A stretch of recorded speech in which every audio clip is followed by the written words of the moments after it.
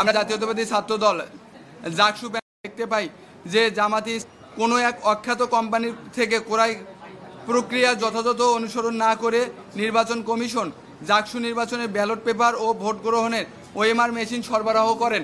ছাত্র শিবিরের প্যানেলকে বিজয়ী করার লক্ষ্যে ভোট গণনার কারচুপি করার বিষয়টি জানাজানি হলে শিক্ষক শিক্ষার্থীদের চাপের মুখে নির্বাচন কমিশন তাৎক্ষণিকভাবে ওএমআর মেশিনে ভোট গণনা করে ম্যানুয়ালি ভোট গ্রহণের সিদ্ধান্ত নিয়ে প্রজ্ঞাপন জারি করেন। কিন্তু একই কোম্পানির সরবরাহকৃত ব্যালট পেপার দিয়ে আজকে নির্বাচন অনুষ্ঠিত হচ্ছে। এতে করে ছাত্র শিবিরে তাদের নিজস্ব কোম্পানি থেকে আলাদা করে ব্যালট পেপার সংগ্রহ করে কারচুপির মাধ্যমে আমরা মনে করছি।